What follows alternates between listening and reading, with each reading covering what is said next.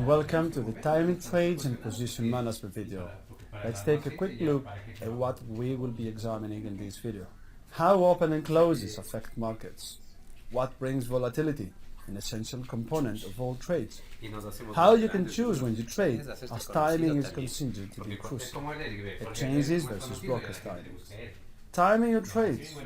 When picking your time to place trades, there are four main factors that will always be important. The time of day. Markets do not have the same liquidity among all time brackets within the day. The yen will inevitably have more liquidity around Asian times, for example. When economic data is being released, markets tend to be volatile and erratic in their behavior before and after the announcement of economic events. Figures like unemployment data and PMI index will always interest traders who are seeking to make the most out of them, when key policy speakers are on the wires. This is especially true when there are announcements around the ECB, the European Central Bank, or the Fed policies. With the current environment of low interest rates and weak growth, the minutes of such meetings are very important to markets. How are you feeling at that point in the day? What have you experienced? This is all about psychology and mental state, as you will not be making the same decisions if you are upset with something else or if you have the pressure of making some money. It all comes down to at what point will you be the most profitable. This may sound easy, but it is extremely hard to implement. A very important notion about the markets and the way we trade them is the term volatility. The markets will be nervous when volatility is increased. This will evolve around the open, the close, but also around key announcements and sudden events. If you were trading the FTSE 100, for example, then the markets will be very busy at 8 a.m. when traders assess any overnight news and the markets open. Any news around the Bank of England government or potential macro developments, such as the Brexit issue, will cause excessive volatility to the sterling. Likewise, at 4:30 p.m., the trading just before this may be volatile, while traders liquidate positions before the close. This is true for what we call intraday positions. A category of traders are only willing to take calculated risks within a trading day and never hold overnight positions. This protects them from certain macro events, but also from potential overnight bad news. Sticking to your timing your trades issue then, it is crucial to note that the exchanges run the various FX, bond, indices and commodities market operations. Your broker, however, will offer you their own prices based upon the underlying markets. This means that it is important to know the products you trade, when the cash open and closes are, and when your broker will offer prices until.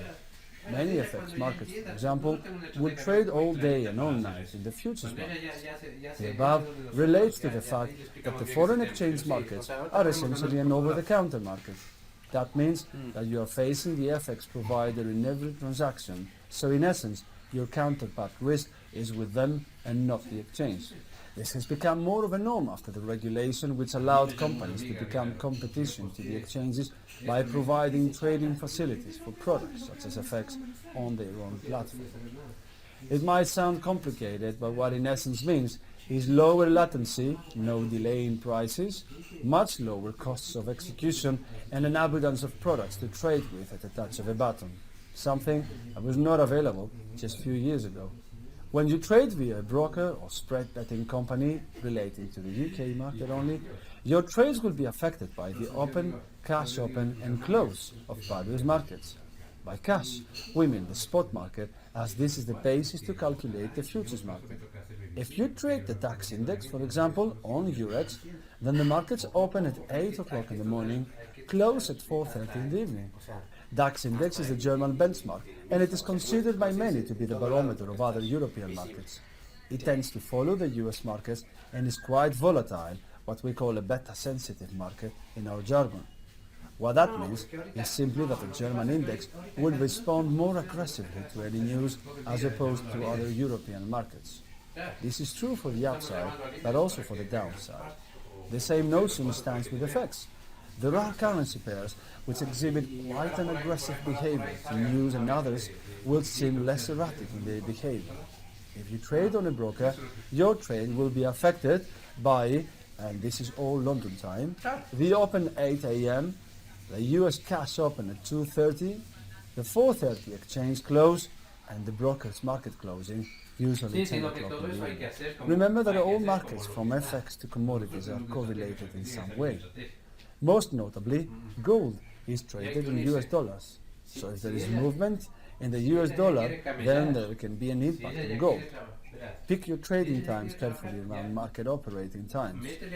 This could just be a 2-hour window around the European opening times or the Asian closing times. A window that will make you comfortable in managing your positions. Referring to that, there is also a time when market sessions coincide, such as for example Asian with European session in the early morning. This is where most would choose to trade, as it appears to be a busy time for all participants. Some would also avoid trading on a Friday, as people would be reluctant to hold on positions over the weekend, but also because the week comes to an end and there is not much to expect that could affect their trading. UK and European data will be released during the morning trading sessions. It is important to remember that UK and EU data usually has a localized effect. For example, strong or weak UK data will usually affect the FTSE and the cable, the sterling against the US dollar and other UK traded products. USA data, however, will generally affect all markets. Being the biggest economy on the planet, no matter what you trade, USA data of high importance will move all markets. The Federal Open Market Committee is one of the key things to pay attention to, as crucial statements come out of it. Also, most NFP, non-farm payroll, GDP, and other large USA figures are released at 1:30 London time. This is when managing your trades is very important. If you are long or short around this time, your positions can be affected for the better or worse. There are many traders who choose to be neutral around such announcements, as they find that coping with excessive short-term volatility spikes may prove challenging, to say the least. Regarding the timing of the trades again, one cannot fail to pay extra attention to key speakers. Key speakers can have the same effect as data. Unlike data, however, the USA is not always the only main focus. All the three main speakers in the UK, the EU and USA have the ability to affect the market by what they say. And more often than not, markets have to decipher their statements, as these are deliberately made in an unclear way. As if we did not have enough problems to deal with, these statements generally have to do with the fiscal policies and their views on growth, inflation, and interest rates. As the economy moves in cycles between expansion and contraction, inflation and interest rate policies affect the markets. Even the slightest hint of change to the better or worse may signal an increased volatility, and so opportunities arise. Mario Draghi, Mark Carney, and Janet Yellen all have the ability to move the market with what they say. These can be scheduled meetings or other times of the day. It might also be that the effect of some is more localized, but still quite important. Everything that we have been discussing revolves around the fact that you are the trader. Only you will know what makes you tick. You have to understand always how you interact with the markets. It is important to let the markets dictate you, but you always have the power. The markets will always be there. You don't always have to trade, and you don't always have to be in every move. One of the most important lessons in trading is letting the markets come to you. As long as you know what moves the markets, you can decide if you want to be involved or not. This is especially hard to do, as opportunities appear every minute and we feel obliged to take them. We feel out of the picture if we don't take advantage of all of them. But all you need to do is do exactly that. Let the markets come to you and trade when you like, not when people tell you to. Think about what happens in a trading day. Think about when you want to be involved in the markets. You schedule. Think about when volatility enters the markets, other influences. Put it together in a trading plan. Keep it simple. For example, take a look at this chart here. We have drawn some key lines here to denote that this is clearly an uptrend. All you have to do is really take a look at the chart. No indicators or fancy drawings, just the chart for the moment. From the breakout below, it showed signs of strength.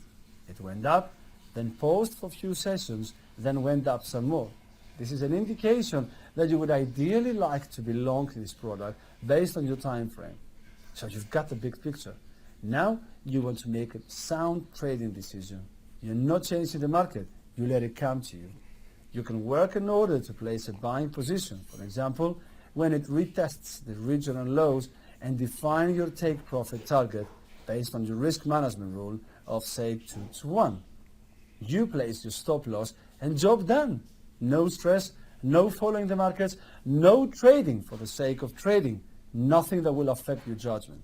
Just pure logic behind the bullish market like this one, with a sound plan of execution. Done with the opening? Write it down so that you remember what was the reason that you opened the position in the first place, so that you know whether you will repeat or not the logical process. That is all there is to it, really, despite admittedly being tough to implement. Going back to the same graph, we have the previous day's trading. What can we get from that? In this example, the previous trend was down before the breakout. There were more sellers than buyers.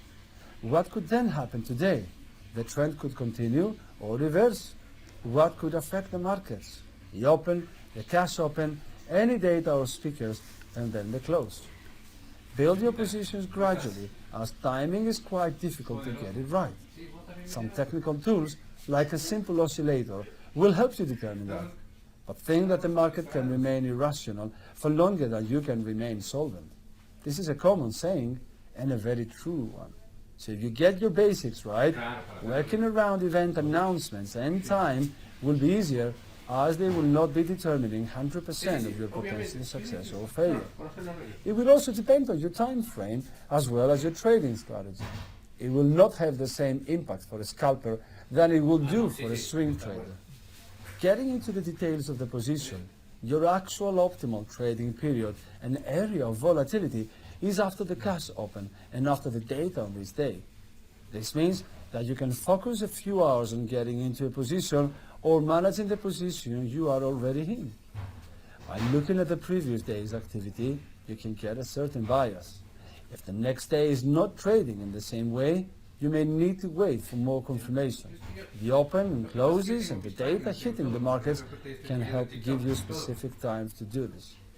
How do we want to be involved in the markets with our schedule?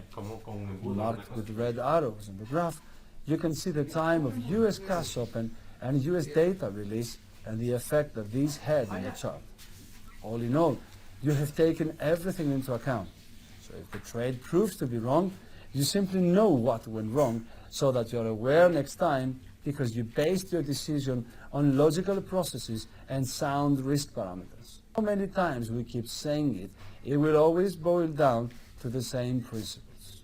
In conclusion, planning is always the key. You want to be involved in volatility, but only on your terms. You have to understand how and why the markets are moving. With or without your trades, the markets will move. You don't have to chase the markets. Key data and speakers, especially from the US, will move the markets the most. If you plan out the timings of these key events, you can determine if your existing positions will be affected or if you should open a new trade around this information. You have to determine what time of the day suits your trading needs. The markets will open and close like clockwork. Your job as a trader is to decide when you wish to be involved and why.